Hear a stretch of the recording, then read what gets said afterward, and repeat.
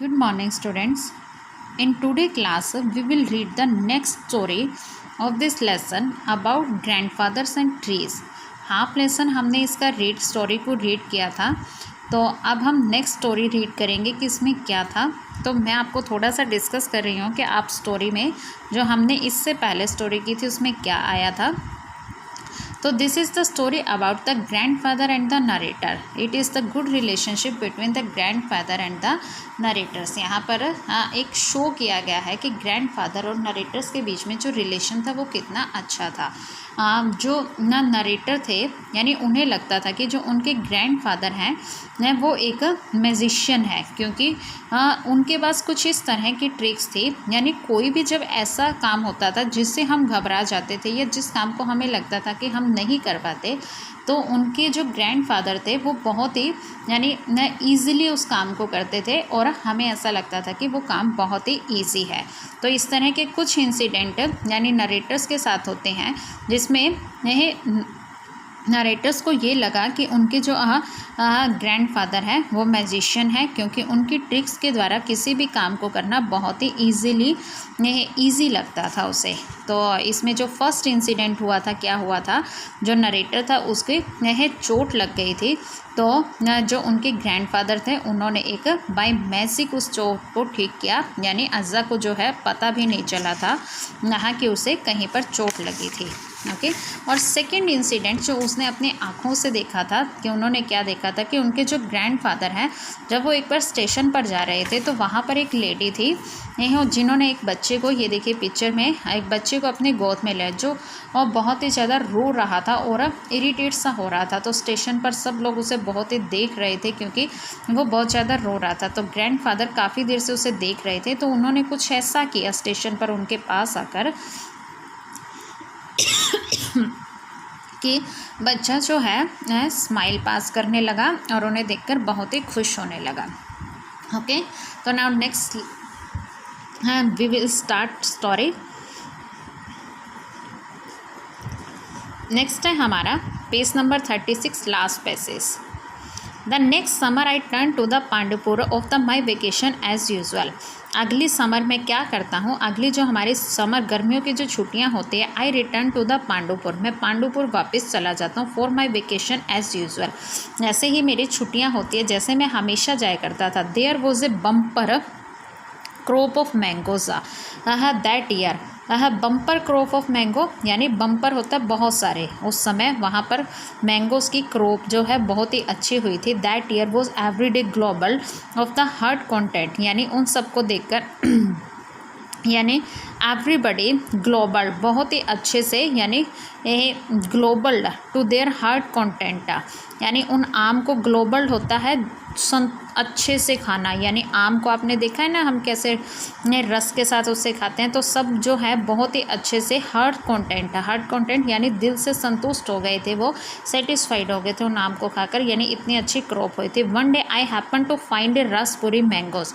एक दिन मैंने वहाँ पर क्या देखा, एक रसपुरी मैंगो देखा। देयर वॉज ए परफेक्ट, जो बहुत ही ज़्यादा परफेक्ट था। नाइदर टू स्वीट और नॉट टू सोर, ना ही ज़्यादा मीठा था और ना ही ज़्यादा खट्टा। अंबर कलर क्या होता है, yellow colour, yellow orange colour की शेड होती है जो मैंगो की। ओनली ए जूसी, जो बहुत ज़्यादा जूसी था। आई ग्न्योड होता है बेटा चबा कर खाना। On the seed until it was quite bald, जब तक वो पूरी तरह से ख़त्म नहीं होगा तब तक मैंने उसे खाया।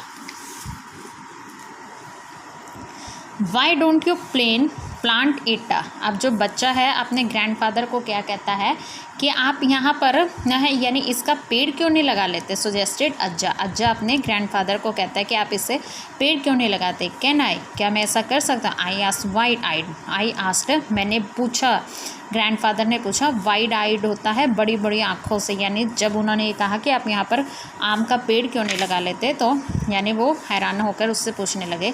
येस ऑफ कोर्स, आप ऐसा कर सकते हो। There was a free patch of the garden, यानी इसकी कोई कीमत नहीं लगेगी। जस्ट डिग अप, आपको उसे क्या करना है, डिग अप यानी खोदना है, द अर्थ जमीन में, and put it and the cover it up, और उसको खोद कर उसे कवर करना है। If we water it every day, यदि हम उसमें एवरी डे वाटर देते हैं, we will probably have a mango tree in no time, तो हम शायद मैंगो ट्री जो है हमारा पूरी तरह से रेडी हो जाएगा। यू शुड, आपको करना चाहिए। आस्क्ड माई ग्रैंड मदर, यानी जो ग्रैंड मदर है वो भी क्या कहती है कि आपको ऐसा करना चाहिए। हर माउथ फुल ऑफ मैंगो, यानी उसके मुंह में जो है पानी आने लगा। Your ajja will look after it है you when you are away at school. अब जो ग्रैंड मदर क्या कहती है कि जो अज्जा है वो क्या करेगा, स्कूल से जाने के बाद यानी देख लिया करेगा, संभाल लेगा उस पेड़ को। I don't know how he does it, मुझे नहीं पता कि वह कैसे करेगा। But most thing the plant start to bear fruit in a year, it was some kind of the fertilize he use it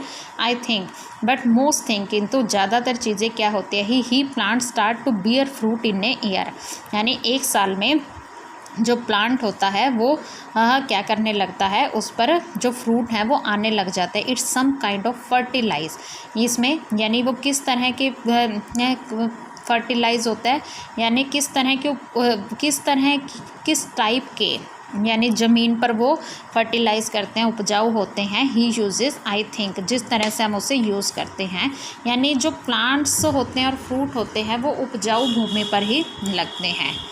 माँ side my mother in the expressions, जो grand mother है वो मेरी तरफ, यानी जैसे ही मैंने इस चीज़ को बोला तो वो एक्सप्रेशंस क्या होता है, चिढ़कर बोलना, यानी वो चिढ़कर बोलते हैं। How can you possible be, ये कैसे पॉसिबल हो सकता है। No tree will give a fruit in a year, कोई भी पेड़ यानी एक साल में कोई फ्रूट नहीं दे सकता। Note unless you can a magic, क्या आपके पास मैजिक है। She apparently found in thought the quite funny, यानी वो अब फ़नी वे में, कभी कभी वो गुस्से के वे में और कभी कभी फ़नी वे में पूछने लगते। Because she was still chuckling when Ajja and I left the room.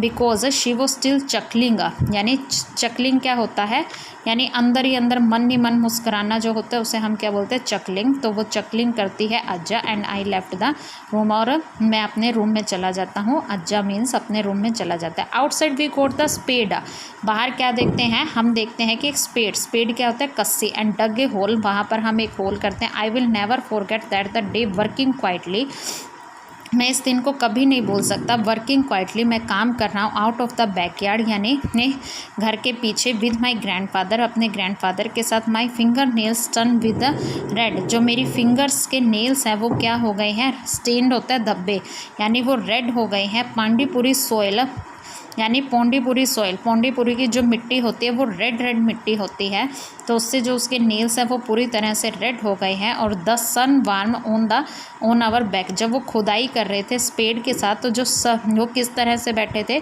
जो सूर्य निकला हुआ था वो उनकी बैक साइड पर यानी कमर की साइड पर था, और उन्हें गर्मी प्रदान, वार्म होता है गर्मी। When I got it right, he nodded me see and smile, जब मैंने इस काम को कर लिया तो वह मेरे दादाजी क्या करते हैं, नोडेड होता है सिर हिलाना।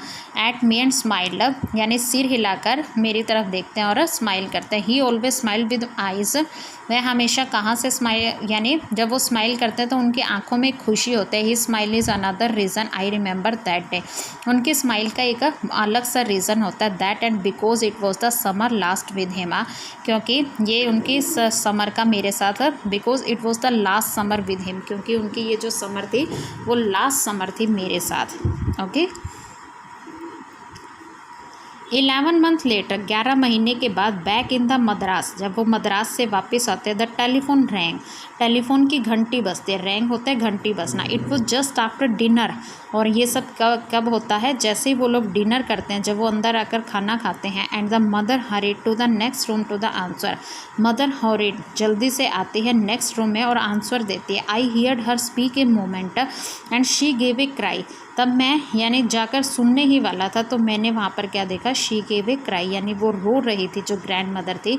माई फादर रश टू हर, मेरे पिताजी ने भागकर उनकी तरफ जाते हैं। देन वो से है फ्लरी, और वहाँ वो फ्लरी क्या होता है, घबराहट, तो वो घबरा रहे होते हैं। ऑफ द वॉइस, यानी उनकी आवाज़ में घबराहट होती है। When they return my mother was crying bitterly, जब वे वापस आते हैं तो जो मेरी माँ है वो क्या कर रही होती है, वो ज़ोर ज़ोर से, बिटरली होता है ज़ोर ज़ोर से रोना। And my father arms was around her, और मेरे पिताजी उन्हें बाजू से पकड़ रहे होते हैं। शी वॉज अनकॉन्सिबल क्या होता है बेटा, बहुत ज़्यादा दुखी होना। वो बहुत ज़्यादा दुखी लग रहे थे। My father looked upset too, और मेरे पिताजी भी बहुत ज़्यादा अपसेट दिख रहे थे। You live by the night train, आप रात की ट्रेन से क्यों नहीं चले जाते। I will arrange for leave for the work and अविज school. I will arrange leave for the work. अब उसके पिताजी कहते हैं कि आप रात की ट्रेन से जाइए। यानी घंटी जब फ़ोन की बजती है तो कुछ ऐसा इंसिडेंट होता है 11 महीने के बाद। देखिए जब वो अपने वहाँ से ग्रैंडफादर के घर से आता है तो 11 महीने के बाद कुछ ऐसा इंसिडेंट होता है, घंटी बजती है, माँ ज़ोर ज़ोर से रोने लगते हैं और पिताजी कहते हैं कि आप रात की ट्रेन से चले क्यों नहीं जाते। I will arrange for leave for work, यानी मैं काम से छुट्टी लेने की कोशिश करूँगा। एंड फ्रॉम अभी स्कूल, और अभी के स्कूल से। And bring him letter tomorrow, और मैं उसे कल लेकर के आ जाऊँगा। Anyone he does need to see well you know, क्या आप देखना चाहते हो कि क्या हुआ था। माई मदर नॉटेड, मेरी जो मदर है वो क्या करते, सिर हिलाते। They went of the pack of her bag, और वो अपने बैग को पैक कर देती है। ओके तो स्टूडेंट्स आपको ये स्टोरी आज इतनी स्टोरी करेंगे आपको, आज जहाँ से आज हमने स्टार्ट किया है with explanation and translation and with their Hindi meaning, आपको स्टोरी को रीड करना है। ओके।